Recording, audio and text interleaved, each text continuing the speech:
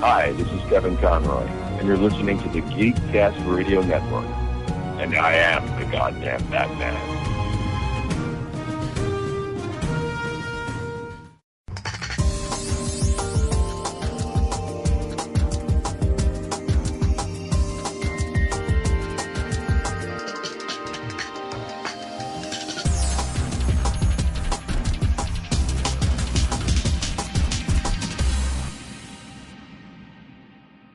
Hello and welcome to Altered Geek Unlimited episode 31. I'm your host Steve Megatron Phillips, and joining me for the return trip this episode is Mike Boothninja81. Howdy, sir. Hi, everyone. Yes, we did not kick him off his own show. No, I left of my own volition. Well, I was saying to Steve off air that it'd be nice to have you on somewhat more regularly so people don't think that I just came and just stole the spotlight. And because I actually had to correct our superfan, Jeremy Fine. He actually mentions me in the newest iTunes review, and I'm like, dude, it's not my show. I'm just filling in. Oh. So I asked him to correct it. He has yet to. If he hasn't yet, it's probably iTunes. They rarely catch up. But yeah, welcome back. No, it's fine. I just knew, I went full time at my second job, and stuff got switched around, and I just had to make some changes in order to just maintain my sanity and a little bit of free time, and it's just starting to pay off. So I thought, there was some interesting, we started on. One of the things that Steve and I kind of started with talking about this podcast was with Arkham Origins was one of the hot topics when we started. And, there was some news in that game franchise that came out in the last week. And I thought, I should maybe come back on Alter Geek to talk about that. And luckily you guys didn't talk about it last week. So. Yeah, well, last week's show, we had plans to do the Transformers stuff and the Batman stuff, and we had also, what else did we record last? Oh, we recorded Bat Book Zero. We recorded a pullback, episode 59.5 of the pullback, and by the time we got to the Transformer stuff, I was like, dude, after this, I can't stay awake. Well, we were both kind of like, this would be a good thing to get Mike back for. Yeah. Mainly because I just started shouting off on the internet, and actually that whole thing just kind of fed into my torment of my friend Art Danner for the entire week, which was hilarious. Yeah, I started it started with just me making crazy. Well, what happened was last Tuesday, I made the conscious decision to buy my best friend an Xbox One Titanfall edition, because I really enjoyed the game, and I really like playing games with Danner, and I think Danner deserves one. He's a family man, and and I find myself with, way too much money and not enough sense, according to his wife.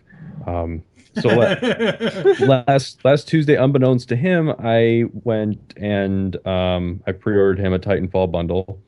And when I got to the theater that night, that is when I actually had time to watch the Arkham videos.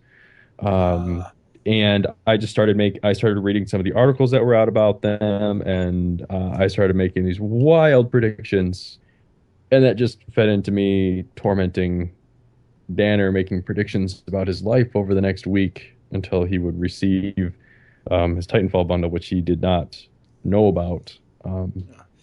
It's not just a bundle, ladies and gentlemen. The Titanfall edition is like a giant 5-ton crate, or at least that's what it looks like in several pictures that I've seen. No, there's there's two different things. I think you're thinking about the other one. There is a collector's edition copy of Titanfall, which comes with the statue. Okay, that's why the box is so big. Okay, I didn't buy him that. Okay. I bought him the Xbox One edition of Titanfall, which is just a standard edition. It's just an Xbox One that comes with a digital copy of Titanfall. Okay. And No, that's that no. collector's edition. If I was gonna spend $250 on a game, I would spend that on myself. But then again, if anyone's doing the math and has followed off the cuff, I can finally check off my bucket list that I have spent $1,100 to play one game with a friend. Wow. So That's an expensive game. yeah, well, my wife thinks I'm crazy. His wife thinks I'm crazy, but he's a good friend, and I if I wasn't going to do it, I was going to buy something even more ridiculous that would have irritated my wife even more. So, yeah, Oh, you want to talk about the awesome. Batman stuff? Because I haven't done it off the cuff to actually talk about the Batman stuff. So, Yeah. Yeah, actually, we can go ahead and dive right into that since we were going to cover that last week, but a lot more has kind of popped up since then. Yes, Batman Arkham Knight. What did you guys think about the trailer that was released? it was awfully pretty. I I thought liked so. it. Yeah, I liked it. I guess I'm not really hung up because I'm not that invested in the game. I mean, I like watching playthroughs of the game and stuff like that, but like I was really hoping after that little spoof on the VGAs a couple of years ago, I was really hoping it was going to be Arkham World. Can you imagine if the villains took over the entire world? I'm actually kind of bummed it's not their Golden Age project or Silver Age project that they're working on. Like the Yeah. Justice League thing they were kind of talking about. Yeah, yeah. I mean, don't get me wrong. I've already pre-ordered Arkham Knight. It's just, it's not what I thought it was going to be. I mean, and I can't really. It's not the game I thought it was going to be. I'm fine with it being a Rocksteady Arkham game. That's fine. Um, it's just not. I'm just like, oh, good. It's more of the same. Well, well for one, the graphics look infinitely better as the games progress. Well, This looks pretty real. well. Here's the thing. That wasn't gameplay. Yeah, I That's know. not. It's And the video. ba- I know. Basically, all you're seeing is, it's kind of like when you watch you watch the Pixar movies and you start with Toy Story and you get to like Wall-E and you go from like stuff that actually looks like toys to stuff that looks photorealistic. You have to look at where like video game cutscenes were in, what was it, 2009 compared to where they are now. That's why it looks so good, is because that's the time that they've had to put that together. But that's not indicative of what the game is going to look like at all. It's just, the cutscenes will look really pretty, but that's not what the game will look like at all. Which is, I haven't really seen too many people get that mixed up online, but there are some people out there that thought that was gameplay, and I'm just like, you guys are freaking morons if you Well, think that's gameplay. yeah, that's definitely obvious that it's not gameplay. That's definitely just cinematics of it. But it's cool the stuff that it puts forward in the cinematic and what it kind of sets up. My only issue, and I've said this on Twitter and on Facebook, is that I can't understand why this is post Arkham City, yet the cast in it, the cast of characters look younger than they do in Arkham Origins. I just can't. It just baffles me.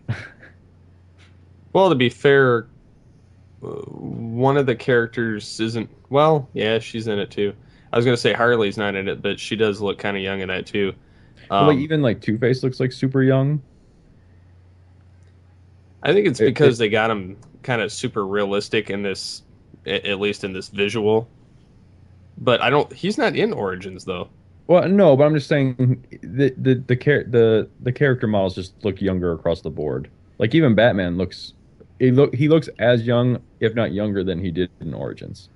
I'll kind of agree with that because in City he did look kind of older and chiseled.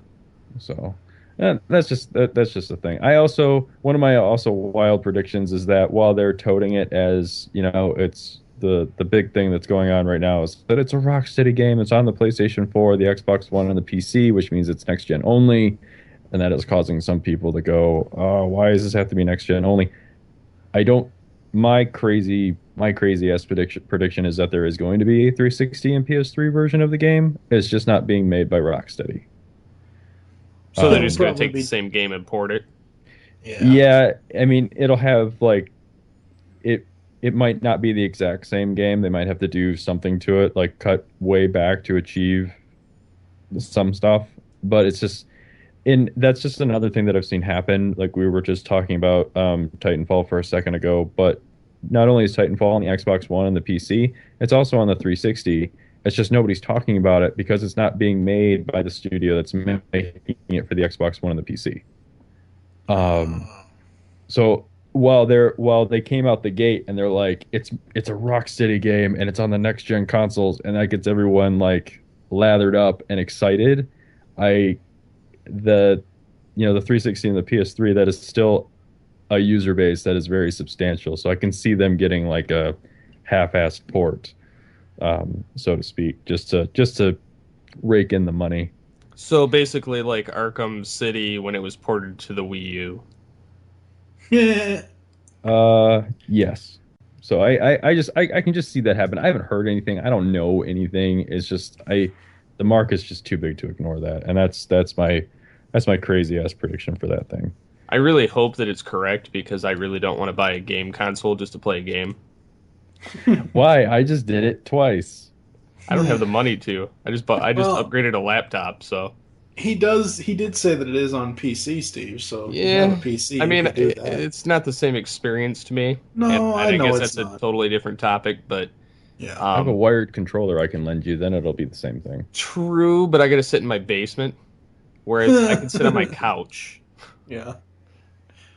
And in my big 50-inch TV compared to my 21-inch monitor. No, that's true. So it's a huge difference of lounging and looking at it on this gigantic plasma screen compared to this little LCD. So yeah, that's my crazy ass prediction about it. The other thing about the game, I guess the biggest mechanic that they're changing is that you'll be able to drive the Batmobile. Which I love. I'm indifferent. I did hear that they're going to try and do skins like they do for Batman. Although if they do, I hope that they give you the benefits of that skin, of that model. I don't think that's what kind of worries me about that whole thing is that that's a lot of work to have to it's just like that's it's not like a skin where you can just, throw a different bat suit on Batman and just kind of keep the same move set. It's like if you had, you have the Batmobile that looks like that, and then you skinned it with like the '89 Batman Batmobile, and it still drove the same way. That would be very weird, and I just don't see them taking the time to model each individual one. But if they're making you pay for it, I can see them doing that. Yeah, I mean, I guess I can kind of see that. The other thing that I noticed that they were saying about the new Batmobile that you'll be able to use, because it's not the same one from Arkham Asylum, which they teased that one in Arkham Origins on one of the computer screens in the Batcave. Mm-hmm. I just noticed it when I was actually sitting down there looking at it at one point. But this new Batmobile, I guess, is supposed to be kind of like Tumblr-esque in its abilities. I'm kind of indifferent on the looks of it, but I'm indifferent on the look as well. I mean, part of me just wants to like hate it because I love the Tumblr so much, but I don't know. One of the things I think is kind of neat about it is that you can tap L1 and the Batmobile will come to you no matter where you are. that's nice. Like their idea for it is that it's just always lurking around the corner waiting for Batman to call it. So let's see how that works out. But I don't know. It's weird when studios make because traversal was such a problem in the Arkham games, right? It's weird when they have this really good mechanic and then they try to add like a driving mechanic. Sometimes I don't know that I've ever seen it work where a game starts out as like a third person action game, it's like, oh, let's add driving to it. Like I just don't. I've never seen a game where that works, and for some reason, the only game that's coming to my mind right now is there is a James Bond game that was on the PlayStation 2. I could be wrong. I think it was Nightfire or something Yep. like that. Yep. The first person shooter part of it was handled by, well, I don't know, whoever, someone at EA, and then the driving part of it was handled by Criterion, the guys that did the Burnout games. Mm-hmm. So it was like two different studios making one game, but two different parts of the game, and it just didn't work because the controls from the first thing to the next were like two completely different sets of controls. Whereas Yeah, they were. most games that do mix the shooting and the driving, they have similar mechanics for both, so it's not so jarring when you get in a car or when you get back on foot. So Now, I will say, I think I could be remembering this wrong with Nightfire. I had the PC version of that, and I don't know if the driving was in the PC version. If it was, I want to say it was the same controls, at least for the PC version. But again, it's been so long since I've played that game. see, and I remember just watching my friend play it, but I don't even know if I'm right that it was Nightfire, but it could have been. I never really paid attention to it after it came out. So, but yeah, I'm looking forward to this. I'm definitely hoping that the next gen hardware, because my biggest, I think what will make or break a Batman game for me, and this was even before like the first Arkham game came out, is the cape. If they can get the cape to look the right way in a video game, I'm like 90% sold on the game. Yeah, So I did notice the cape tends to kind of do whatever it wants. so Um, I'm really hoping that they take advantage of the new hardware and make the cape even better. So Also, they're not having Paul Dini come back to write it. I was wondering about that. I was going to ask you. It's gonna be they're still gonna be consulting with DC Jeff Johns. Okay. They're not having Paul Dini. They're gonna do it in house. Okay. It's gonna be Rocksteady in house. They're gonna have the writing team, the senior scriptwriter Martin Lancaster, who worked on Crisis and Killzone, Okay. doing the plot. Which I don't know if that's a good thing or a bad thing. Sure. I mean, I don't know that Crisis and Killzone have great plots. I mean, I don't. don't know how this is going to actually turn out. But then again, Crisis and Killzone, they don't have memorable characters to draw from, so That's it's true. I mean, it's kind of hard to judge. I mean, you're looking at two completely different properties, so it's really hard to make that call. The other prediction I will still stick to is that we'll see another Arkham game next year. So Well, I'm guessing that because this is Rocksteady's last foray into the for now, to Arkham. for now, I'm thinking if they do another game, it'll be that Golden Age or Justice League or whatever, because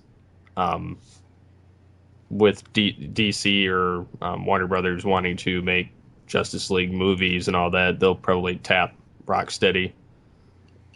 true. And then the Origins, they've basically left it open in between Origins and Asylum anyway, like hinting at Man-Bat. Every time you talk to Alfred in the cave, or the add-on of Mr. Freeze that's coming out soon. Wow, you really played that game more than I did.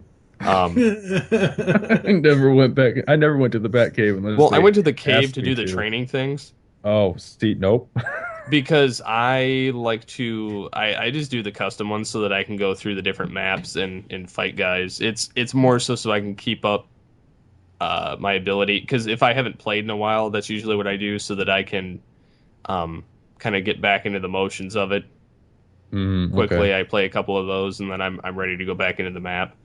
I've beat it 3 times, but I never finished the Riddler in any of the Arkham games because he's too time consuming and it's a pain in the ass for me. So I think I did it in the first one. in Origins, there's a lot of legwork. It's a lot easier to get to the stuff, but then when you get to his hideout, you're kind of SOL. It locks you out for something else that it doesn't clearly tell you about. I like the Um, one in I like the stuff in Asylum because it's in your way. It's like just stuff to look for while you're going about your business. yeah, I definitely enjoy that a lot better than I do the way City did it. It was a pain in Hmm. the ass in City too. So I don't know. I could kind of take him or leave him, but the rest of it was fine. I did get the chance when Xbox Live was free for the weekend a couple weeks back to play Arkham Origins online How'd that go? on the multiplayer.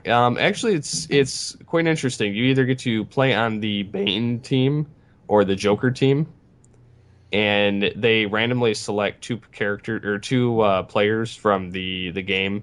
Um, so it's like a total of like 10 people in this game, and you have four on Joker, four on Bane, and the object is to um, capture this like post area, and whoever gets to it first, you capture these two relay stations, and whoever gets to this opening first, you get to release.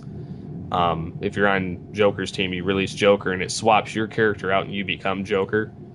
Hmm. Or if you're on Bane's team, it swaps you out, and you become Bane. And two players are randomly selected at the beginning of the round to play Batman and Robin, Okay. and they so kind of hang it's above while the guys have guns and shoot and everything, and so you can actually take down guys and swing around and everything else. And it it knocks you out or whatever, but um, it's definitely interesting. Although playing it 20 times in a row, I got bored and I moved on to Transformers War or Fall of Cybertron online. yeah, Arkham Knight will not have multiplayer apparently. Which that's fine. Yeah. Now, let me ask you guys this. DC has recently gone New 52 with their animated films with Justice League War and the upcoming Son of Batman and whatever they do after that. Do you guys think that they'll do New 52 games? um, I don't know. I think the Arkham stuff is going to get carried on by Warner Brothers Montreal. Right. Um, I just don't know that. It's one of those things where I think anything that gets released on anything video game wise that gets released that doesn't have Arkham in the title is not. I mean that's going to count as a new IP, and it's not going to. It might not sell. It's the Arkham name that's moving stuff off the shelves. I don't know. You might see more like New 52 designs Mm-hmm. in the games, but I don't think you'll see something that specifically says it's like New 52. Now, I also know that you are not a fan of Conroy returning. I didn't want to bring that up again. Yeah, you'll get crucified. Well, but I get your reasoning for it is that he doesn't look the part or sound the part, Yeah. whereas the other guy from the Arkham Origins kind Roger of Craig Smith. yeah he kind of fits the look better. I think he fits the look better. I would like to see him trying because, like I said, when we were talking about Origins, I thought he did a really good job playing, the the the rookie the rookie Batman, the new guy. I thought he did a really good job. I would be really interested to see what he could do playing, Batman, so to speak. Batman as everyone knows him to be. Versus like the new Batman. So, but that's not gonna happen. So I'll just have to play it like I played Arkham Asylum and Arkham City, which is where I just don't pay attention to what he's saying. So, and it'll work out just fine. Do you think I know people are having fun pointing speculation at this, even though it's pretty much guaranteed since the last game, but people are actually starting these crazy rumors that the Joker is going to be in it, even though he's dead. Well, if we want to add to the rumors, I could say that if he is in it, it would probably be a flashback sequence, and it probably wouldn't be Hamill; it'd be Troy Baker again. Which did a surprisingly fabulous job in Origins. There were very he played the very young green Joker very well, but he also channeled Hamill disturbingly well. So I'd be fine with that. I've heard that the villain in Arkham Knight is a Batman poser that has an A on his chest, like the Arkham A on his chest. Really? Yep. Could be. I was hearing Scarecrow. Well, he's in it. Like Scarecrow is like the one that they're using. Like I think he's going to be like one of the bigger. Like that's kind of like the. I don't know. I don't think he's like the villain. I think he's one of the bigger ones that you'll see in the game. But I've heard that it is a Batman-esque like poser with an A on his chest. And Anarchy was in Origins. Correct. But he didn't come across to me as, I mean, obviously he could eventually become that, but he didn't come across to me as somebody that would become that. But that's what I've heard is that that's why it's called Arkham Knight, is because there's a guy with the Arkham A on his chest that dresses like Batman. The other thing I was kind of in City, they brought up forget what his name's called, Azrael. Yeah, that could be it. And the Knights of something or whatever that he was a part of. Oh, that okay.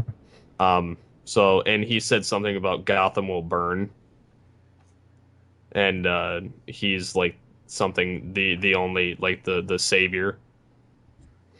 That could Batman be it is too. the savior, and then it was kind of left off, and then the thing with the Scarecrow at the end of Asylum, kind of beginning of City, they kind of or somewhere in City they had a thing hinting at Scarecrow's return. So I kind of see those as possible avenues. Well, that makes more sense than a guy just with an A on his chest running around. But this guy's very much like Batman-esque, so That makes sense. But that's all I've got to say about that.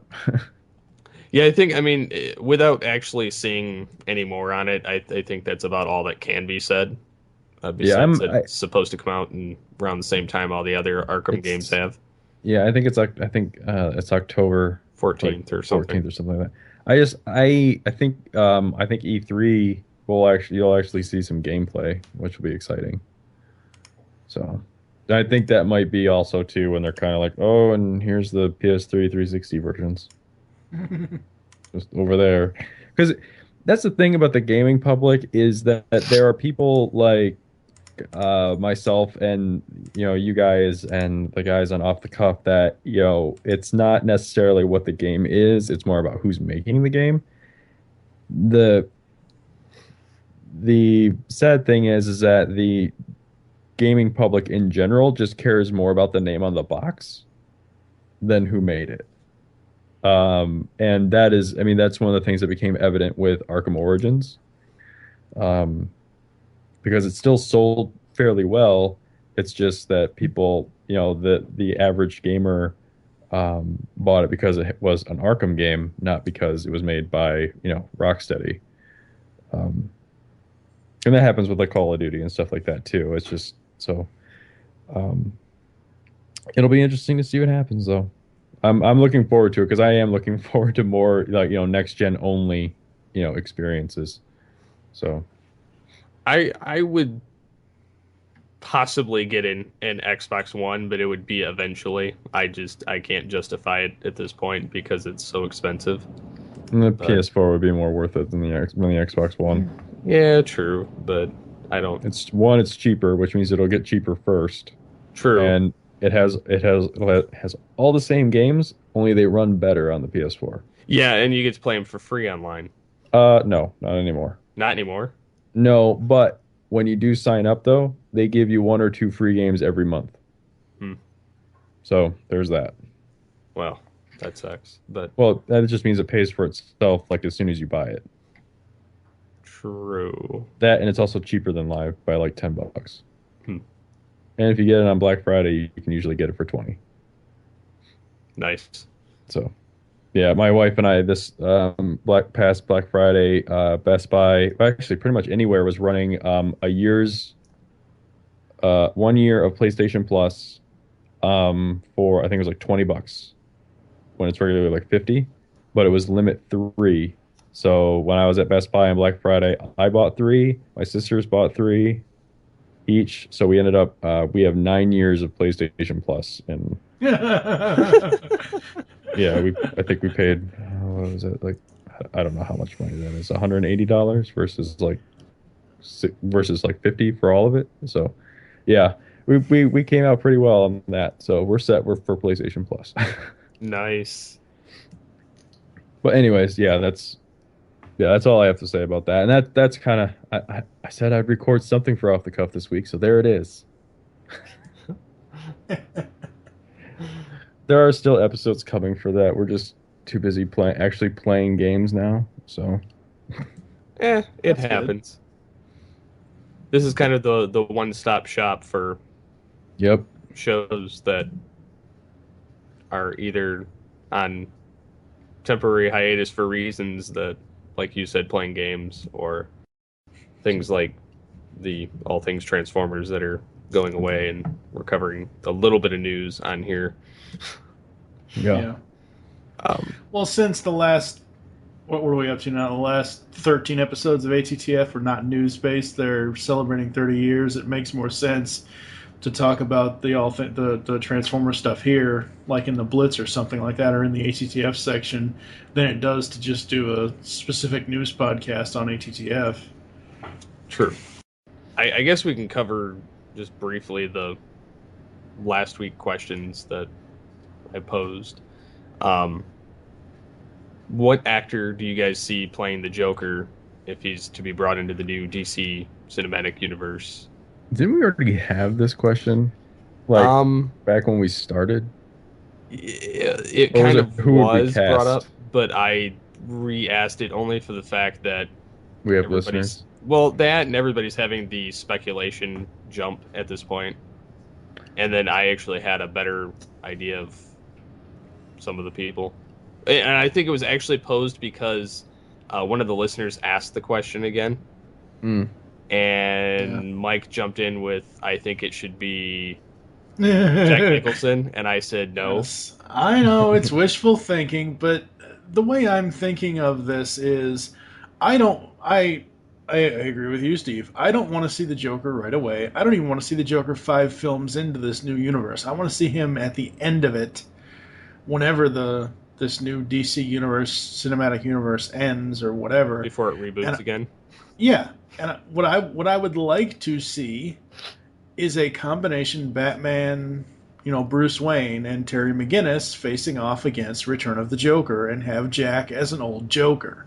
I get it. He's 76 years old right now. I get it. He's probably not going to be around 9-10 years from now. Maybe. Who knows? You never know. I'm not trying to speak ill of the guy, but I'm just saying, like, I think Jack, even at 76 right now, could play a really good old Joker. Someone who's younger, who, that's Hollywood's thing now. Oh, everybody has to be younger now. I honestly don't know. I don't know if I could pick a current actor to play him. My choice, since I watched the Purge, is Rise Wakefield. I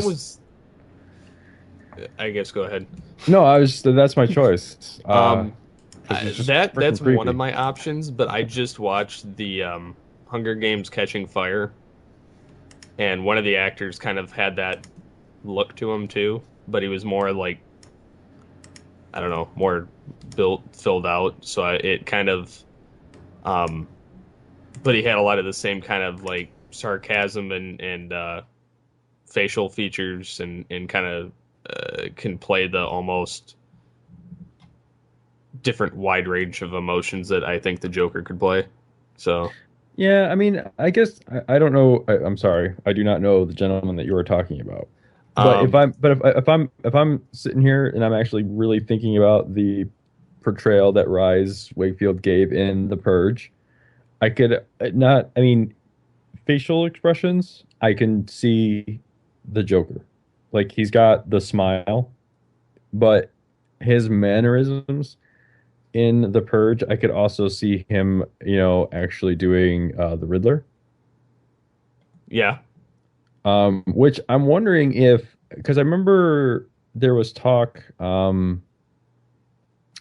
that Nolan didn't want to do the Riddler because it was too similar to the Joker's character. Um, I'm wondering if the Riddler would be a way to go with the new cinematic universe, so that they wouldn't have to recast the Joker.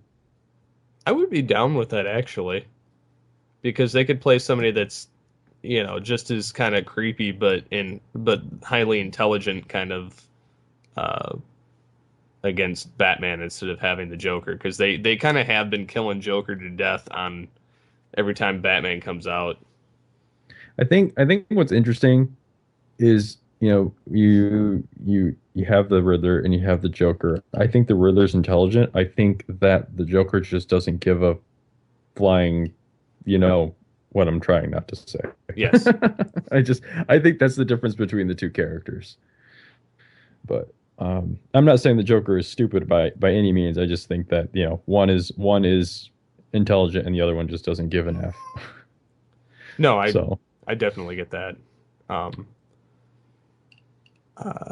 So I guess for the new questions for the week, before we just get brief media, since we talked about Arkham, what are your thoughts on the new Flash costume so far?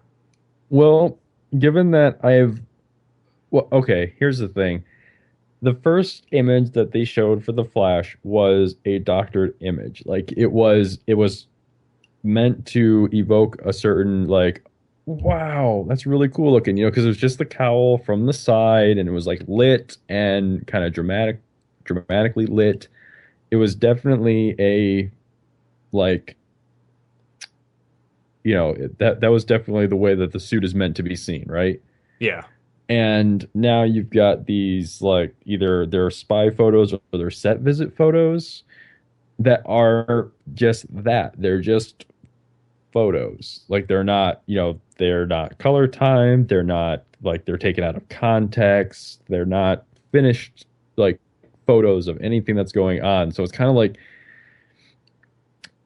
I feel like anyone that is negative on the way that the suit looks is like, and this is kind of weird because you and I are kind of the only ones that I think agree on this, is that haven't you learned anything from the Green Lantern movie?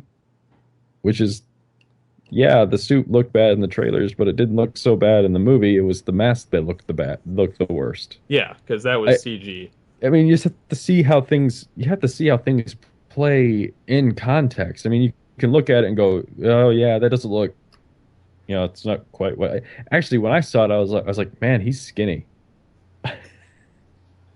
Yeah, I was kind of expecting, a little bit more broad shoulder, but yeah, that's what I was expecting. Someone that's a little more broad shouldered, or at least the suit to make him look or appear that way. And so I was just kind of like, all right. But then I had to remember the way that he looked in Arrow, which, I was fine with him looking that way. So it's kind of like, I need to see what it looks like in context. I hate looking at photos and being like, that looks stupid. Because the first photo that they show of Ben Affleck in the Batsuit is going to be a doctored image that is supposed to be the way it's going to be presented on film, and not him walking around a park. Yeah. Well, and then you may see some set photos, kind of like we did for The Dark Knight Rises, where he's just kind of walking around in the suit, and people are going to be like, that looks like crap. Yeah. Yeah. And then you'll see the movie and be like, okay, it doesn't look as bad as it did. Like, I remember people being down about the, what do they call it? What was the stupid thing they called it? The Bat? People thought the Bat was retarded when they saw, like, the spy photos. I mean, it does look a little strange, but I mean, again, it's out of context, so... It does look strange, but when you see it in the movie, it looks pretty cool. But when you see it in broad daylight, through the lens of, like, a camera phone, it's kind of like, that looks like the dumbest thing I've ever seen. But even for seeing the Flash costume, even without being doctored. Because I saw the helmet doctored first, just the side shot, before I saw the teaser image where he's kind of crouched down and there's lightning around him. Before I saw that image, there were the just kind of straight shots of him. And I saw those, and I was like, okay, it's got a little bit of the Arrow-esque kind of style to the costume. They're going texture, for it. In texture, which is fine. I don't care. That doesn't bother me. The mask definitely, and part of the costume definitely screams Justice League Unlimited in aspects of it. But I honestly don't really have a problem with the costume. I think it's actually cool, and it's a nice rendition of. I mean, it could be worse. They could be, giving him the foam muscles and making him look all bulky like the '90s version. Yeah, I'm glad they went for it. Like, I'm actually glad it's like a suit, I guess, because even Arrow's not there yet. So. No, they're still working their way towards it, and he's just got the face mask, or the eye mask. So. But it's still waiting for him to get that. Still waiting for him to get that bitchin' goatee. But yeah, I know. But yeah, it'll get there eventually. But it's growing a little bit every episode. Yeah, I know. Eventually, he's gonna end up being the recluse, kind of like Batman. But yeah, so I was kind of impressed with seeing it so far. The Flash suit for me. At least the helmet of it, like the whole mask on his head, it reminds, and I hate to say this, but it reminds me of Daredevil a la 2003. As far as the red and how leathery it looks.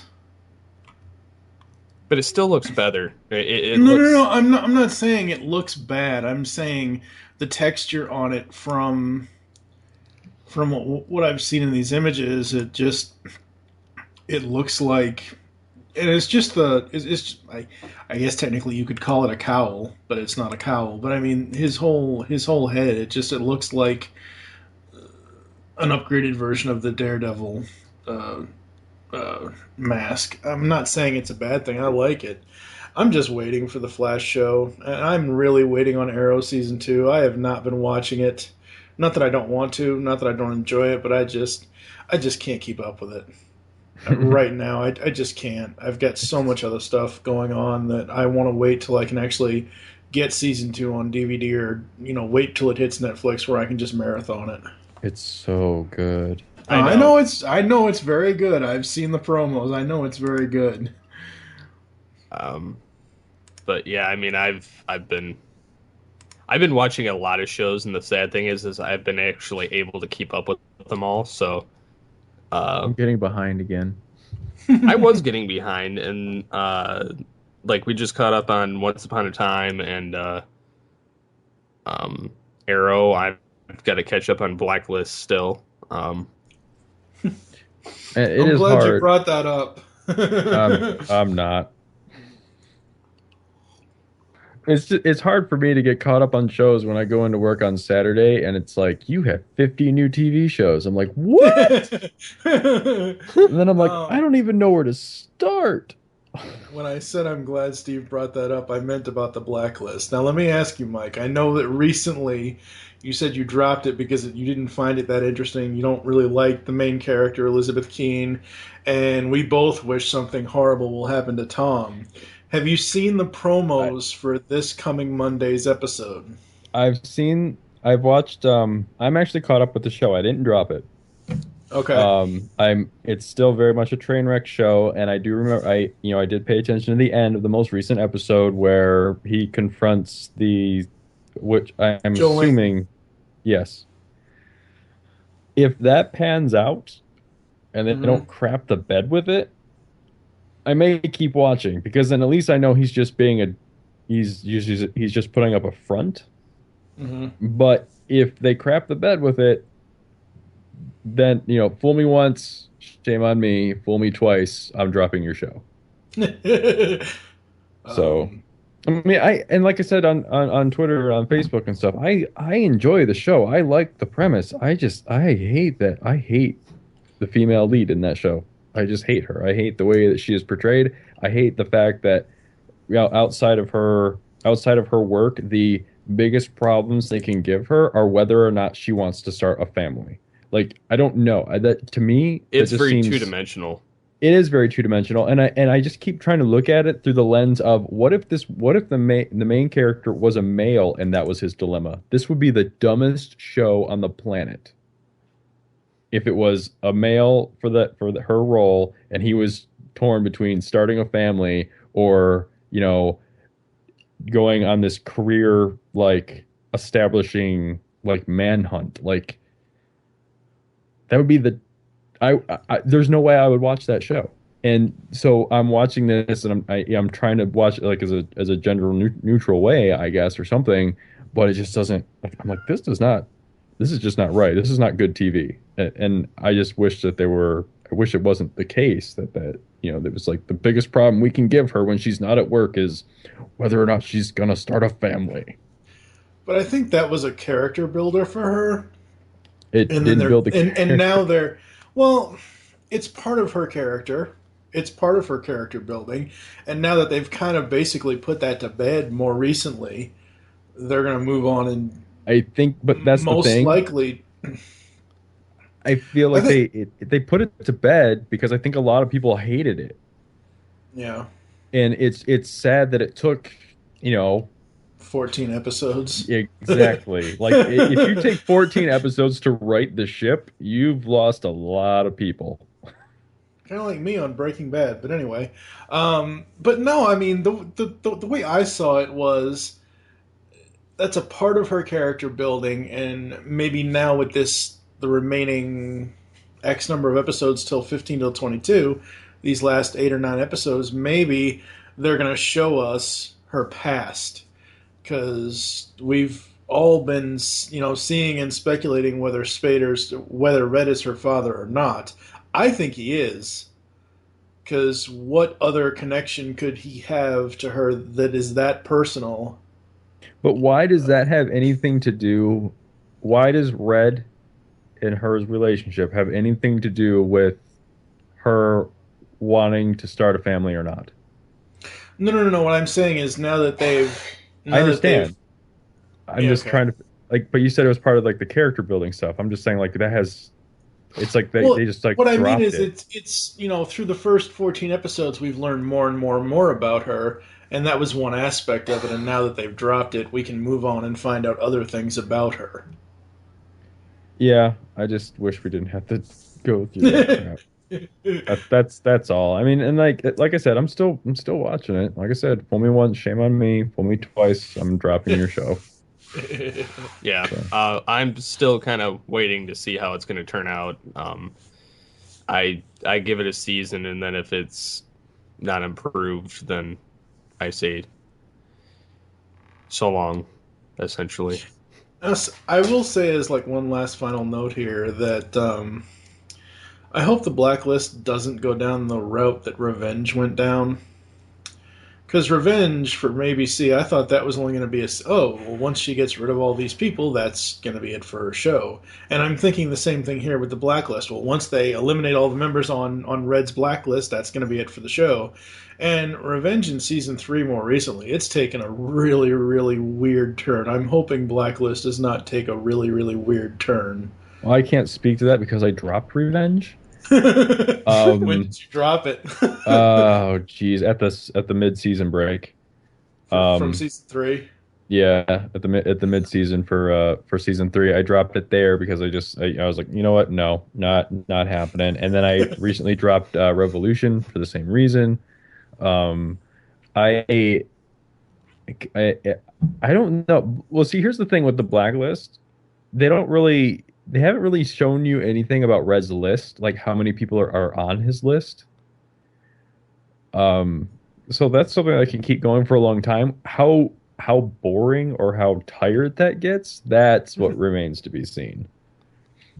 So, well, I think the level of villainy of the person, whatever person they're going after, I think that's what makes it exciting. I mean, something like the Stew Maker, I hadn't seen something that out there since the ill-fated CBS show Now and Again back in the late '90s with the Eggman.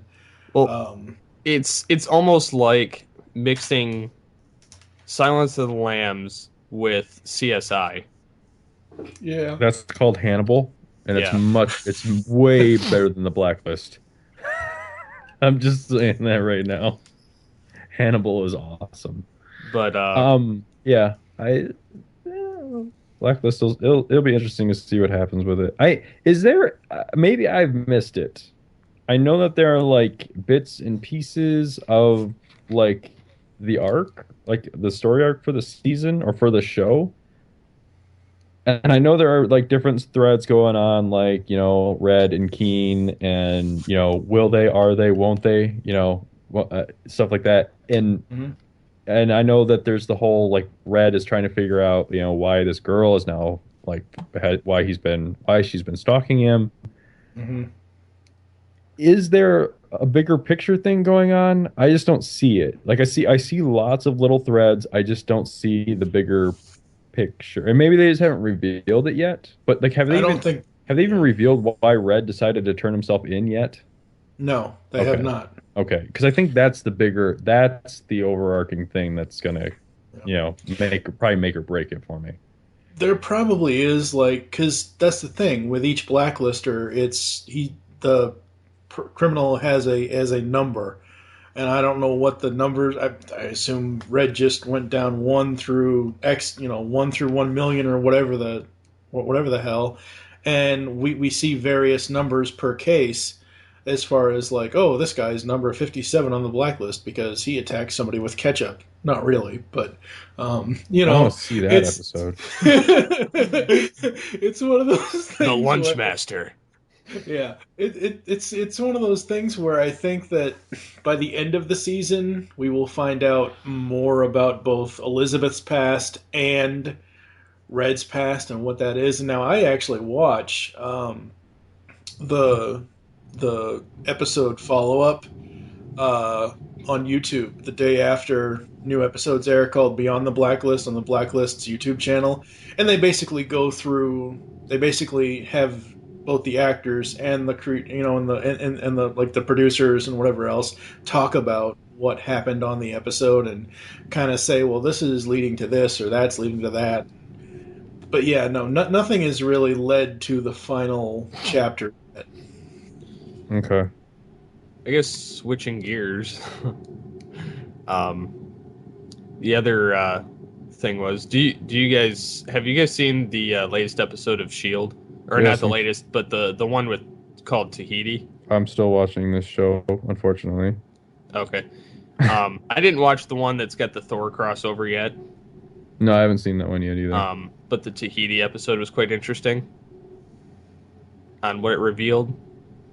No, you can go ahead and spoil it for me because I don't care. Have you watched it already? No. I've watched it. Are we talking about we're spoilers here? Are we talking about the Blue Man? Yeah. Okay. What's your theory? Because I was trying to dig around and to find some stuff, and I found a really interesting message board that makes a lot of sense. I was trying to figure out. For one, it was nice seeing him kind of figure all that out, and then get spooked and everything. I couldn't figure out who the blue guy was, though, and it almost kind of gave me that Abin Sur DC Green Lantern kind of vibe. You're not too far off. So I was kind of like, that's almost eerily the same thing, but I was trying to figure out how that even related and how that was what kind of rebuilt him, like it did Sky, and why he said don't give it to her. Well, okay, I don't know why there's the don't give it to her part. I don't have, the thread that I found didn't really have an answer for that yet. But if this pans out, this is actually kind of a big deal for Agents of S.H.I.E.L.D. There is a character in the Marvel universe. I don't know if he's in like the standard continuity or if he's just in the Ultimate. I know he's in the 616 universe, but I think what they're drawing from is from the Ultimate Universe. There is a guy named Captain Marvel. Okay. It's his actual name is Marvel.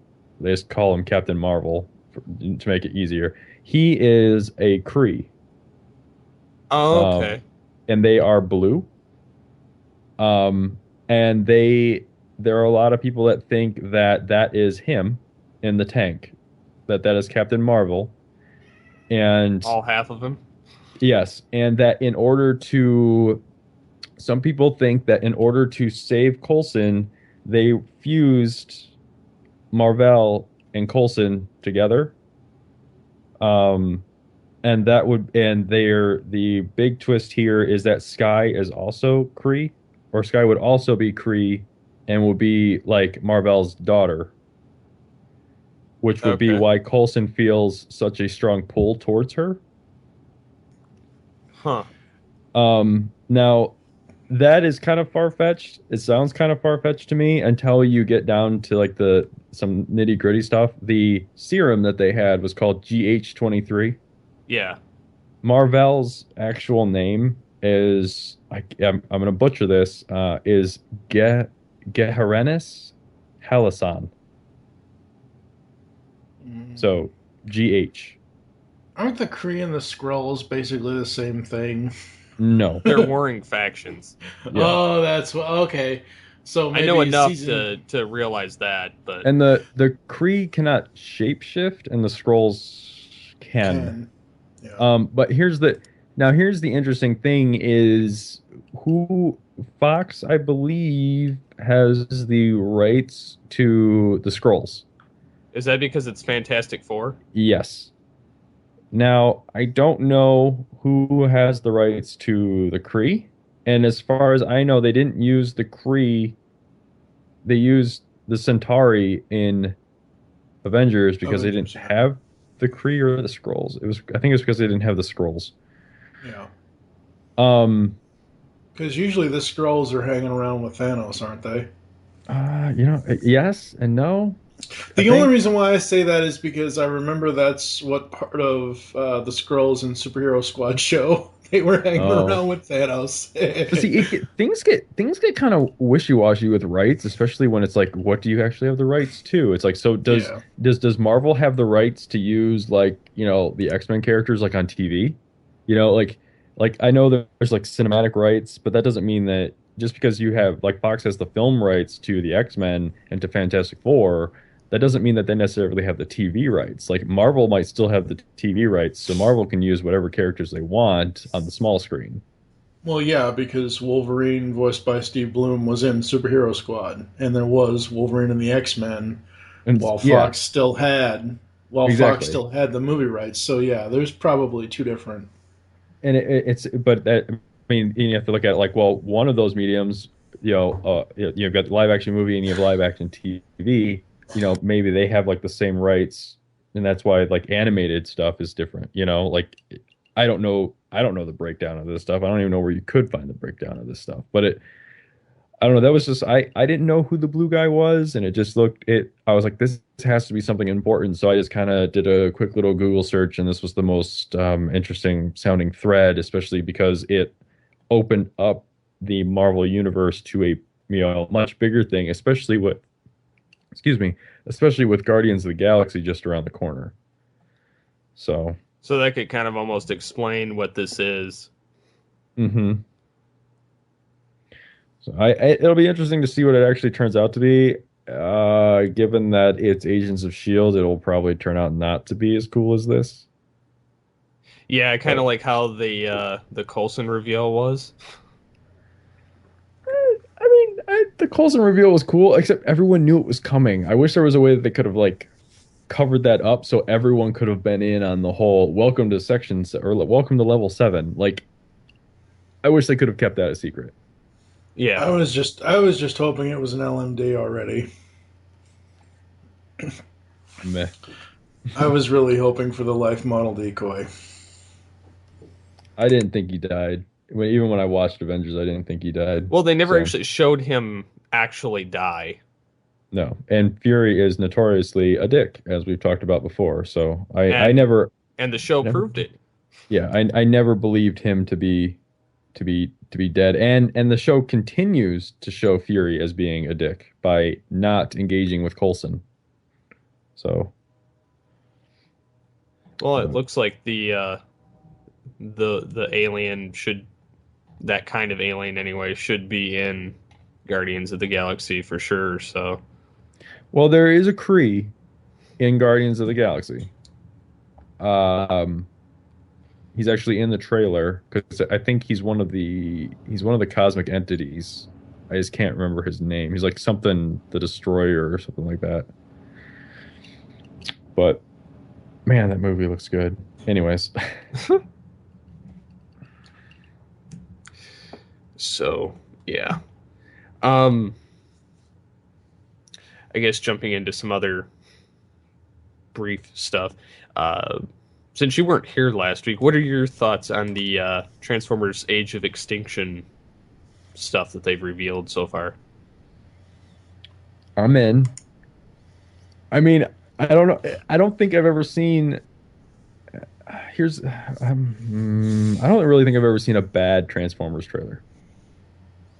But I'm not, a diehard Transformers fan, like you guys are. And I just went into the movies expecting, giant robots and explosions, and that's exactly what I got. I will say, the second one is the weakest of the three that we've gotten so far.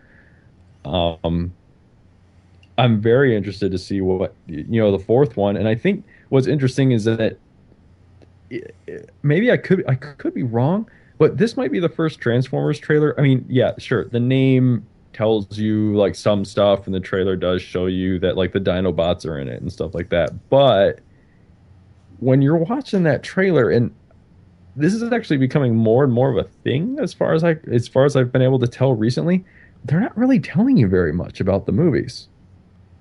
Which is a good thing. No, that is a good thing. But I hear a lot of people like they're watching that trailer and they're just like, I have no idea what's going on. And it's like, well, okay. And, like 3 years ago when the last Transformers movie came out and you saw the trailer and it gave everything away, you were mad. But now you're mad that it doesn't tell you anything except for show you some really cool shit. And come on. He can't win. I'm just glad that they aren't showing as much because it entices people to want to see it more so than if they see all the good parts in the trailer. So if nothing else, even if you hate the movie, when you go see it, you still want to see it. I just think it looks... this looks awesome, though. I'm interested to see what the... I don't know that they'll really have anything like this. And again, the trailer doesn't really hint at this in any way.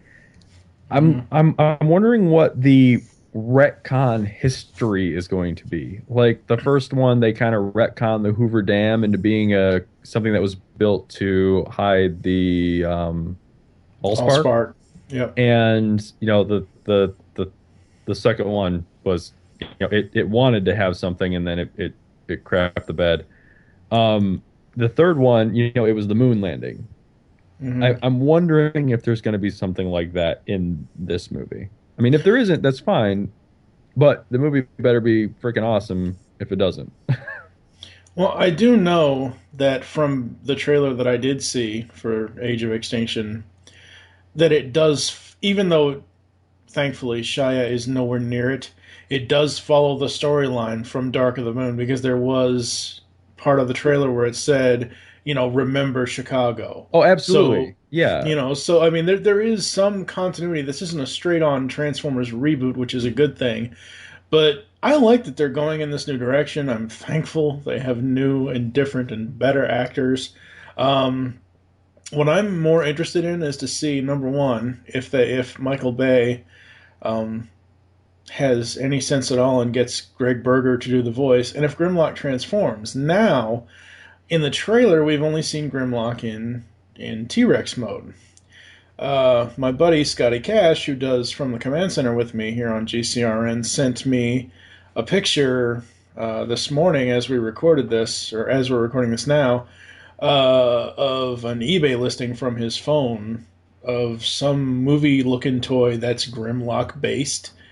That obviously he has a robot mode. So what I'm really interested now about Age of Extinction to see if all the Dinobots have robot modes. Well, I agree with everything that you said. I'm glad too that I understand, it is a continuation, and it's set a few years down the road, and that it's interesting that the Transformers are all now wanted. And isn't it really interesting that the humans have all of a sudden found a way to actually combat the Transformers, to be able to hunt them down, which is something they couldn't do in the first three movies on their own?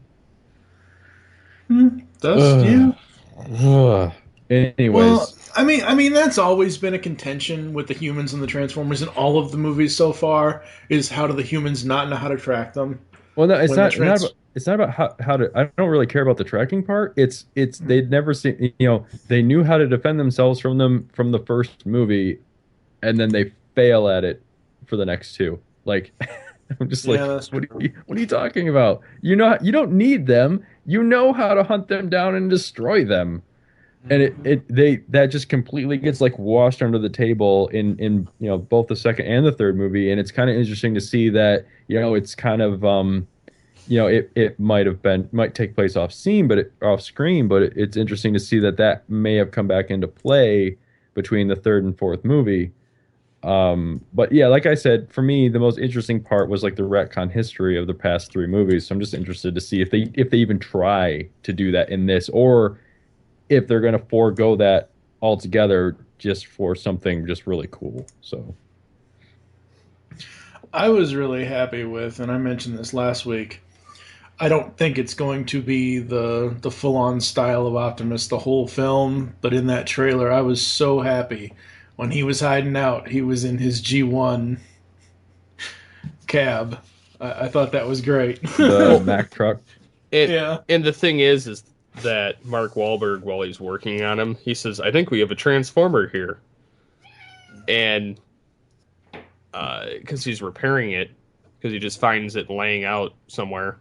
And I think that the interesting thing is that they're pulling from the G1 Marvel comics, almost. Just in that sense. And in a lot of how they're portraying some of the various aspects. Even the Dinobots were brought in at the beginning of the Marvel run. So, yeah, it's going to be interesting, to say the least. I mean, I don't know. I'm going to see it day one, so it doesn't even matter. Oh yeah, me too. I mean, it's the same thing with me. So. Yeah, I'm going to as well. I really want to see that film. We should go together, Steve. Hey, that sounds like a plan. All right. I love it when a plan comes together.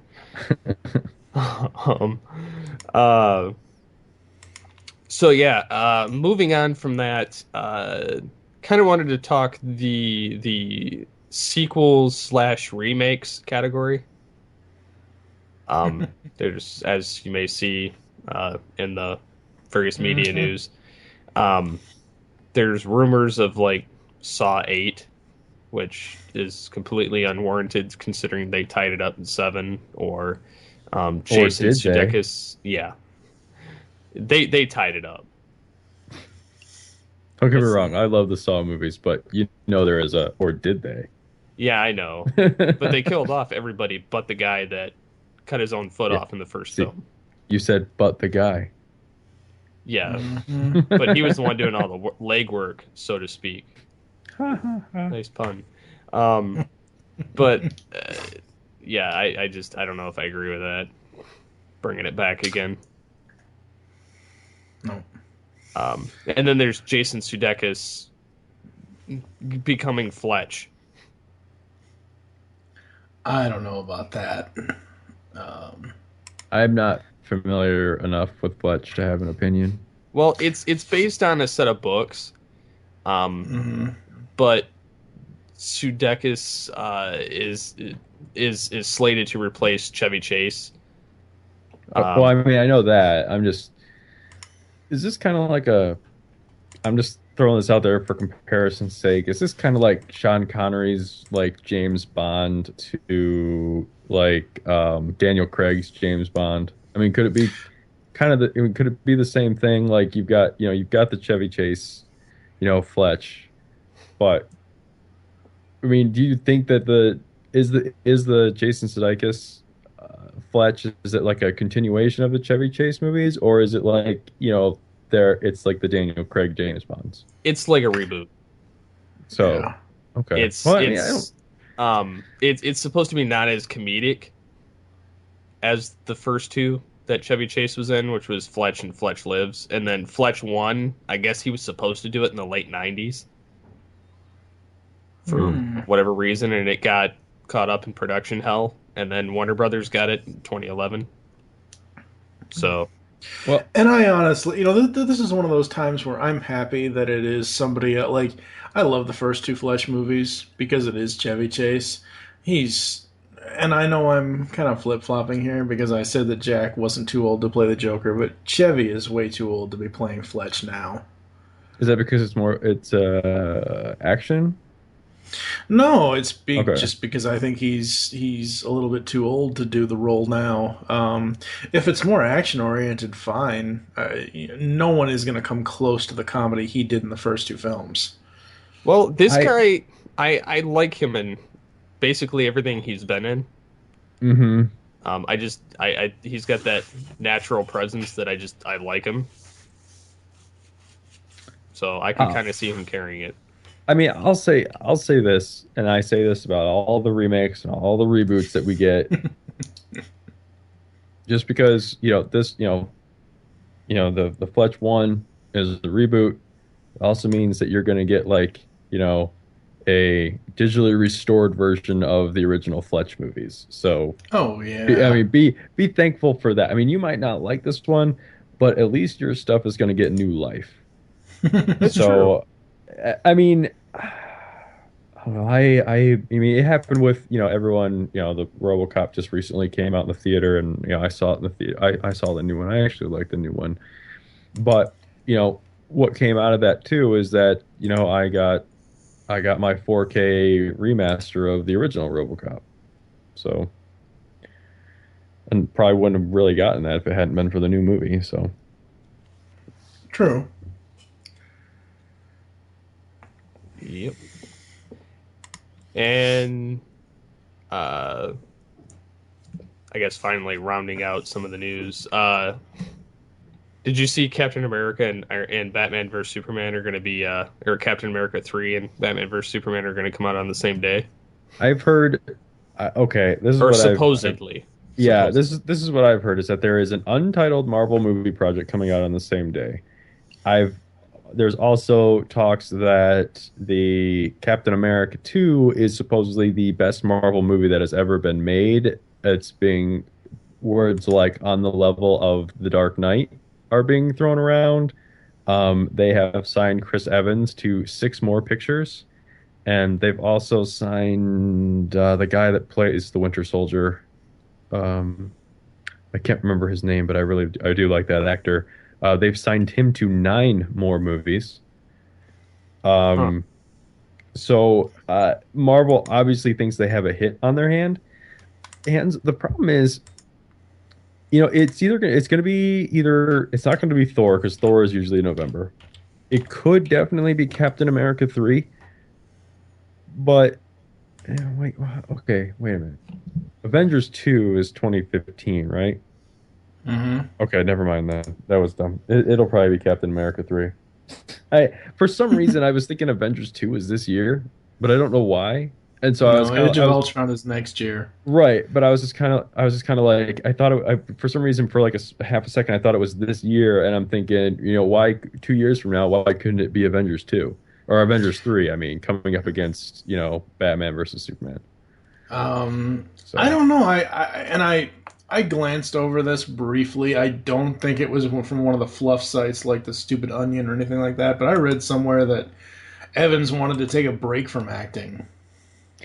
Yeah, but he just signed 6 more pictures, so apparently if you throw enough money at somebody, they'll do something, unless you're Christian Bale. Yeah, that was pretty stupid on his behalf. or was it smart? I'm still more excited to see Ben Affleck as Batman than I was about Christian Bale as Batman. I mean, I'm fine with Ben Affleck being it. I just wish it had been, especially after Man of Steel. Man of Steel is very much it looks like it could be set in the Dark Knight world, and I just felt like, Bale would have been a natural progression, but we talked about that like 31 episodes ago. So Yep. Yeah. So I'm over it. I am too. I just want to see him in the damn costume. Yep, exactly. That'll never happen. You'll never see Ben Affleck in the bat suit. It'll be entirely CG, just like it was in Daredevil. Canceled. No, there were scenes in Daredevil that wasn't CG, that he was in the suit. No, you're wrong. Watch it again. When he pulled the mask off and when he went to go get into his sensory deprivation tank, that was not CG. I'm joking with you. Yeah, exactly. He knew it'd get your goat. Uh-huh. You daredevil lover, you. I thought there was enough sarcasm in my voice. No, not really. They CGI'd Ben Affleck's face on a body double. Nice. Ben Affleck never actually showed up for that movie. Yeah, and then Kevin Conroy does the voice of Batman. Because they don't want him having a Boston accent. I'm screwing with Mike now. Yeah. So I guess we'll take a quick break and come back after to I don't talk think about... I'll be here. Yes. Goodbye. Bye. 10-minute blitz. 10-minute blitz. 10-minute blitz. 10-minute blitz.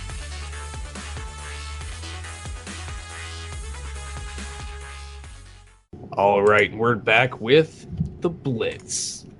So, let me set the timer, which takes just a minute. Or two. All right. I moved one of the news articles down, so that's just FYI. It was pertinent, so. Start with that one then. Alrighty. All right, we'll be starting in 3, 2, 1. Alrighty, CBS sets mega 3-season renewal for The Big Bang Theory. What do you have to say about that, sir? Okay, so people will hear later in the afternoon on this day that this podcast goes up, they will hear GCR episode 60, where we reveal the first annual GCRN Awards. And Movie Revolt Dan and I get into an argument about whether The Big Bang Theory is funny or not. They're currently on, season 7? Yes. So, 3 more years, season 10. So, they're aiming to have this show for 10 seasons, okay? I understand it. I get it. People think it's low comedy. It's for the lowbrow people. But see, when I see like, oh, that's just comedy for the lowest common denominator. When I don't think of myself as the lowest common denominator, I think of myself as someone who, is told a joke, and if I laugh, I think it's funny. The joke doesn't have to be a sophisticated story for me to find it funny. And it doesn't have to be just, a dick and a fart joke, or it doesn't have to be, oh, well, there's $50 in Green Lantern's ass every now and then. It doesn't have to be that. The Big Bang Theory, to me, I've been watching the show since season 1. Yes, I admit it, in the beginning, some of the characters were very annoying. And some of them weren't. Sheldon, he's grown over time, and as I said in the GCR episode, and I only said this to kind of really irk people, The Big Bang Theory to me is the comedy version of Breaking Bad, where it's taken 7 seasons for Sheldon to grow, for him to, as a character, grow out of the norms that he has, instilled in himself. He's, by season 7, he's now dating full-time Amy Farrah Fowler. They've kissed, they've played Dungeons and Dragons with some highly sexual overtones. They didn't play Dungeons and Dragons properly, according to Michael Dodd, as far as the gameplay and what would be done. But it doesn't matter. It's a comedy. As far as it getting 3 more seasons, I'm all for it because I think all of the characters have grown these last 7 seasons.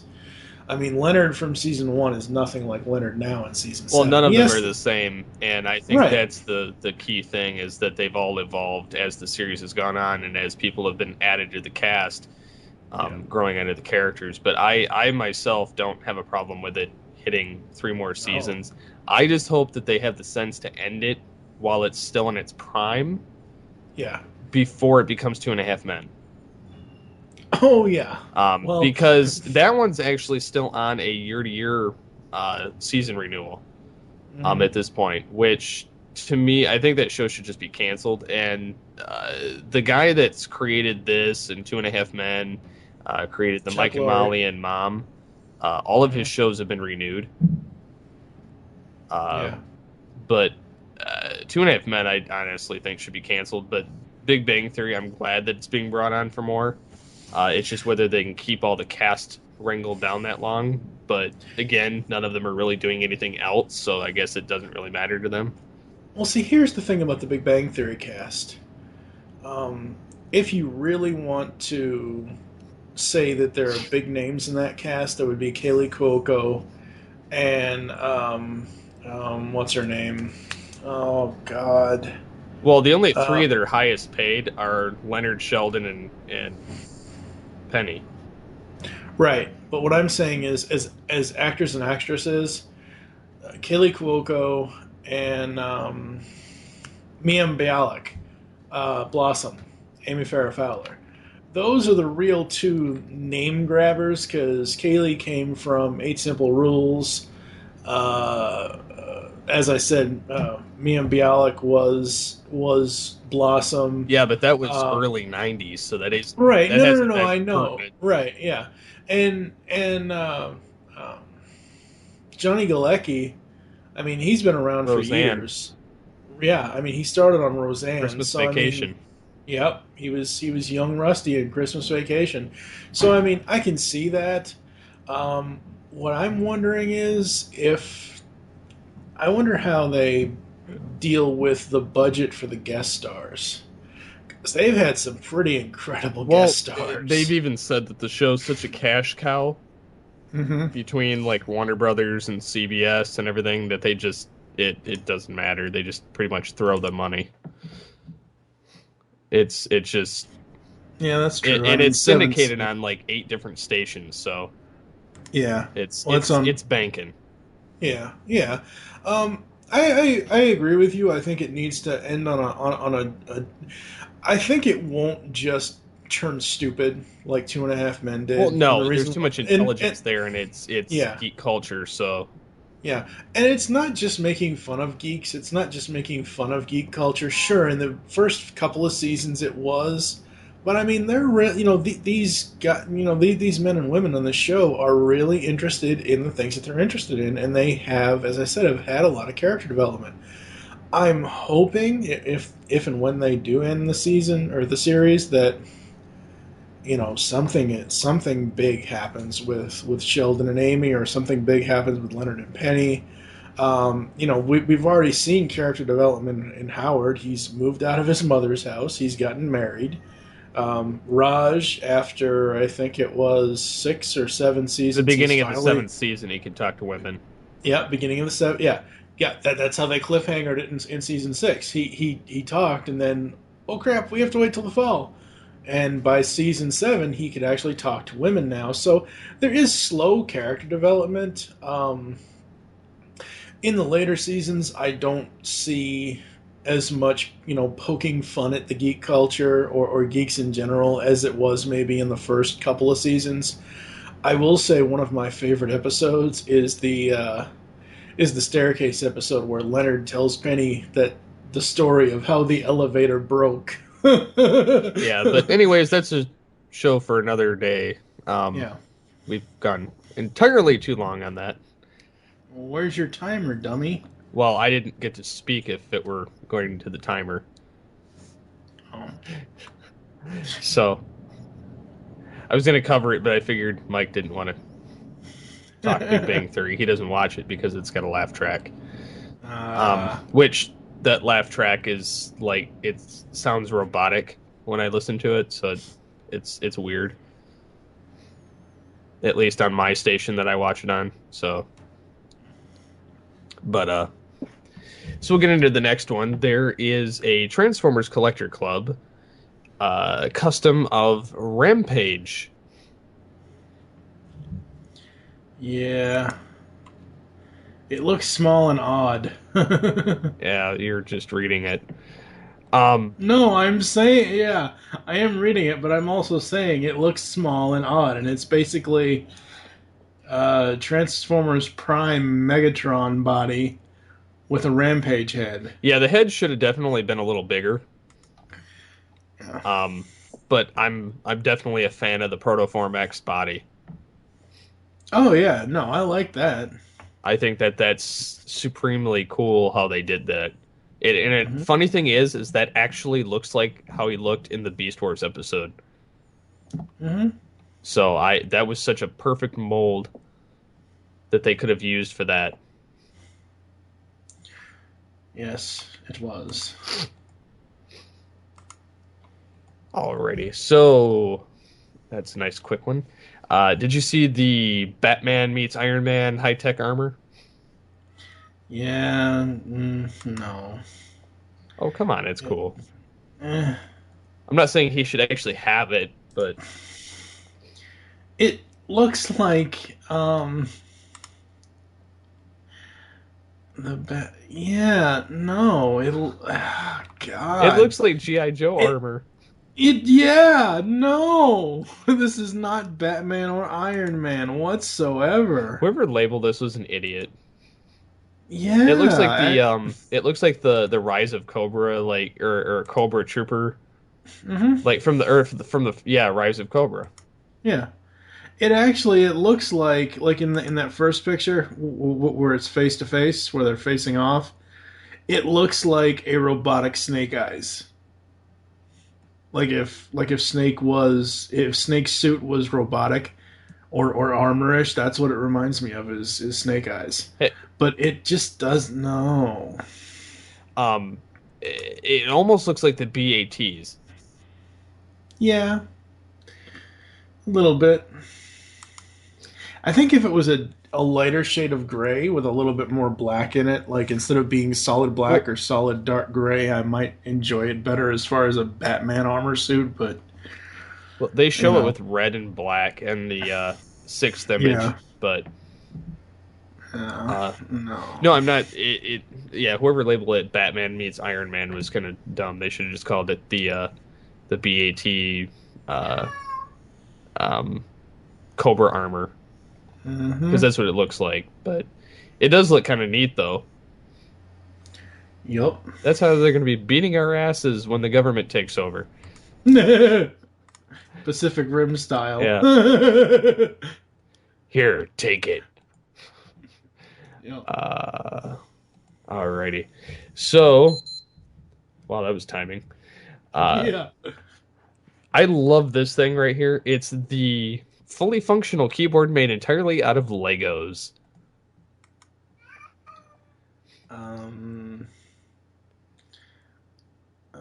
Okay, I don't know how that would work. Like, I don't mean technically how you could press the keys and it would work. I mean, I'm the type of person, ladies and gentlemen, that I've bought the same keyboard the last 5 years. And I've made sure I can still buy a new version or the same version of the one that I've bought the last 5 years if I need to replace it. And my keyboard has a giant wrist rest built into it, and I have it, propped up with the little legs on it. And I love this keyboard. Looking at this Lego keyboard, I don't know how that could be functional for me personally. As far as being able to use it for gaming or for typing or for anything. It looks cool. Oh, I'm not saying I'd actually own one. I'm just saying that's really, really neat how it looks and that the fact that it actually works.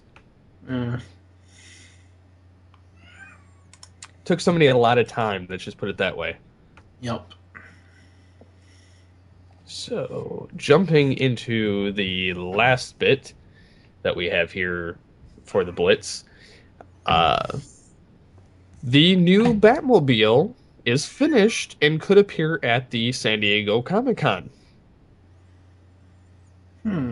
Interesting. Yeah, I mean that's great. I really want to see it. I'm really hoping it's a mixture of either BTAS style or Batman Beyond. I know it won't be Batman Beyond, but still. Yeah, I'm interested. I kind of got over the Tumblr after a while, and I'm hoping they'll go for a more like classic look than the Tumblr. I'm hoping that they go with, as myself and Booth Ninja discussed in the past, the almost BTAS Cadillac. Yep. I'm really hoping for that. So that's what I really want to see them do. If not, I'd like to see some kind of a, like maybe the Arkham Asylum version, because it's kind of a mesh of multiple Batmobiles. I would actually like to see, now that I'm thinking about it, I know it probably won't happen, but I forget which issue it was in. I think it was Batman 14 or 15. I'd like to see the new 52 Batmobile that Greg Capullo has designed in the Batman ongoing. It's similar to the BTAS design, but a combination of that or the BTS design. I don't know. I'm just happy with anything but the Tumblr at this point. I like the Tumblr. I like the functionality of it. I just don't like the design. Yeah. So I'm kind of fine if they go in a different direction. I hope if they're going to set the Batmobile up in Batman versus Superman or Superman versus Batman, whatever you want to call it, if they set it up in that film, that they don't destroy it in that film and then give him another Bat Pod for the next 2 or 3 or 4 films. I don't think they'll go that route. Well, let's hope not. So, but yeah, I think that about does it this week. Sorry for not getting to the listener comments. We tried to reply on the website this week a little bit more. As always, please leave feedback. We appreciate it, and we try to get back to it. We will cover something different next week. Hopefully not Batman, unless it's an actual costume or Batmobile release. I don't think we're going to get that until San Diego Comic-Con. Honestly, if they're going to reveal the Batsuit or Affleck in the Batsuit, I'm hoping they would wait until the major convention. I'm hoping so as well. So I think next week we should talk the new shows coming to TV for 2014. Okay. Because I'm kind of interested in doing research on them anyhow, and it'll give us an opportunity to kind of maybe create our own maybe top list of what we think will be good for the year and what we're looking forward to and what shows we might be dropping or which ones we think may get canceled or something like that. So next week I think will be a lot less heavy on the media and I think a lot heavier on the discussion on the TV shows area. Very cool, very cool. So, anything else? Nope, that's it. Alrighty. Thanks as always for joining us here on Altered Geek Unlimited. You can contact us in the following ways. You can call the voicemail line 502-526-5821. You can send us an email, feedback@geekcastradio.com. You can visit the episode post at geekcastradio.com. You can also contact us on Facebook by searching Geekcast Radio Network. You can get a hold of us on Twitter at Geekcast Radio, #AlteredGeek. You can find us in iTunes by searching Geekcast Radio Network or by searching Altered Geek. Please leave us feedback. We'd love to get feedback. As a matter of fact, we got some last month, about a month ago exactly, actually, from Jeremy Fine, who says, another witty banter of geekness with Steve Megatron Phillips and TFG1 Mike. It almost looks like TFGI, I think it is. It's like the shuffle option on your MP3 player. Great conversations, great cast all around. Wonderful addition to the GCRN. 5 stars. Thank you very much, sir. So you can contact myself at SCP-21, and you can get a hold of Mike Powers at Boothninja81, and your Twitter is, sir? TFG1 Mike. So, as always, get altered, get geeky with the Altered Geeks. See you next time.